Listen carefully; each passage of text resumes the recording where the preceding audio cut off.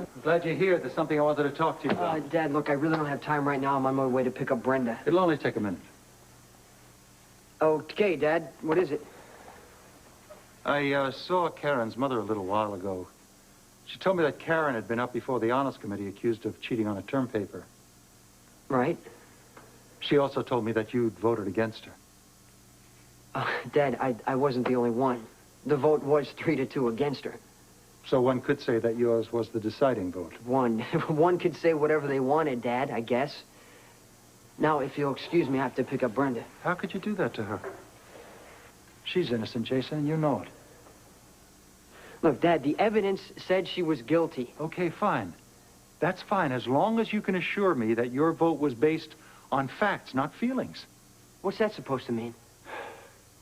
Look, I know that you're hurt and angry over her leaving you for Jagger. And I'm dealing with it, okay?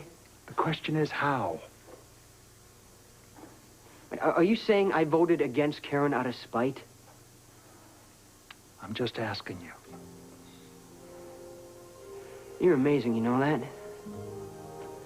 I mean, how can you stand there like Ward Cleaver, lecturing me about feelings, getting in the way of fact, when you bought off Nikki? I felt that she was wrong for your brother. Yeah, that's what you felt. Even though it was a fact they loved each other. Then why did she take the money? Look, Dad, I'm not going to stand here and ease your guilty conscience. We're not talking about my conscience now, Jason. We're talking about yours. It's understandable that you would be hurt and angry over her leaving you for Jagger, but you can't allow that to justify you ruining Karen's entire future if she's innocent. Oh, Dad, I didn't do anything wrong. Karen's the one who made the mistake. Did you know that PCU has withdrawn its offer for scholarship aid to her, and she's probably not going to be able to go to college? Do you still think she's guilty? The evidence says she is. And what do you say, Jason? What does your gut say?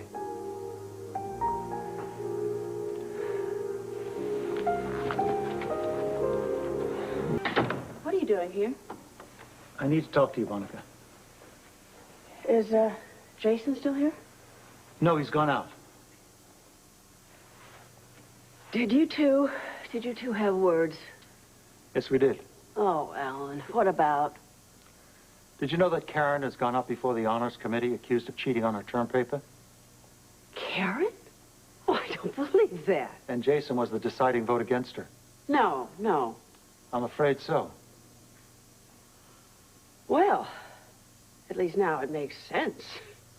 What does? Well, when I talked to Jason earlier, he was, to say the least, out of sorts.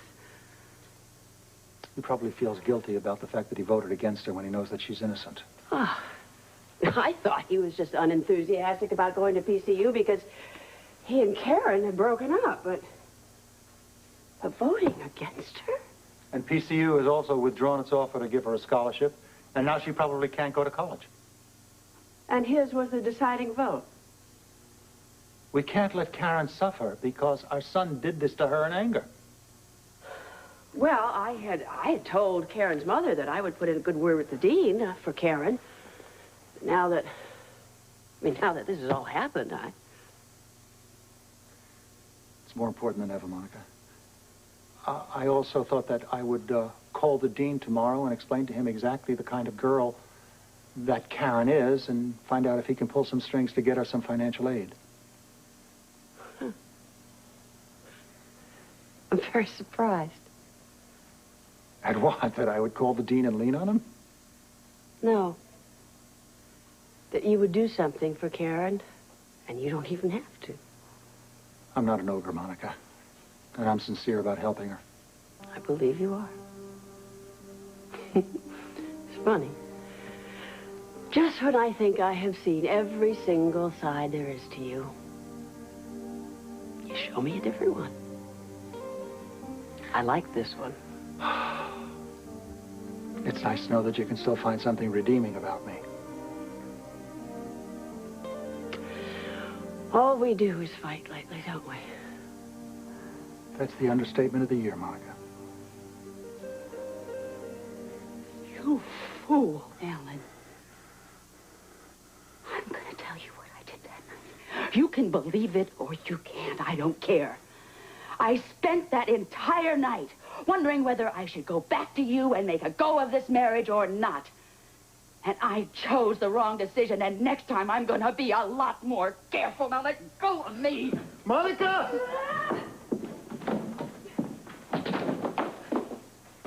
Monica! This is going to be a wonderful night. An absolutely unforgettable night.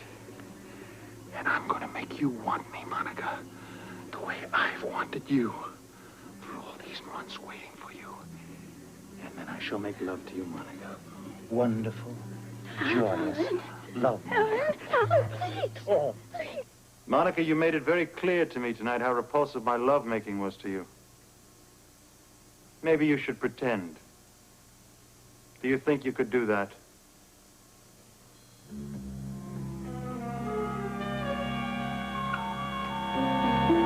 You want to know the truth? I will tell you the truth. The reason I lied about that emergency was because I couldn't stand being in that restaurant. That was a special place for Rick and me, and I could not stand being there, and that's the truth. Now, you satisfied?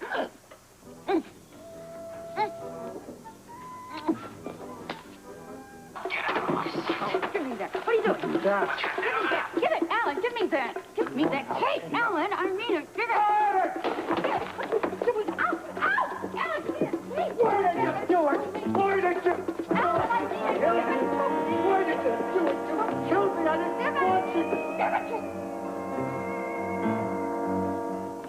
Well, Dr. Quartermain, how nice to see you again. Monica. Oh, he remembered my name. Don't get up. I'm so glad to see you. I'll bet you are. You'll never guess what happened. Oh, I have a pretty good idea. This is Cheryl Stansbury. She's my personal advisor. My financial advisor. She's my personal stockbroker.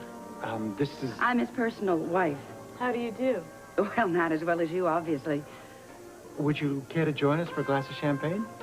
Oh. Well, actually, I'd love to. There doesn't seem to be any left.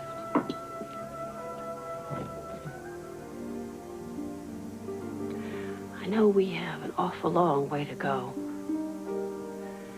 And we certainly have made a lot of mistakes.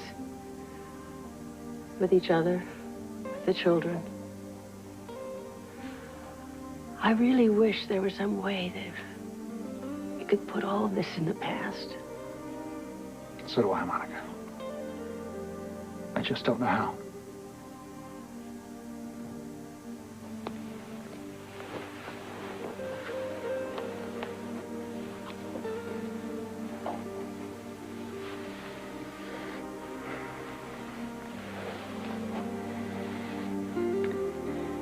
I think this might be a good place to start.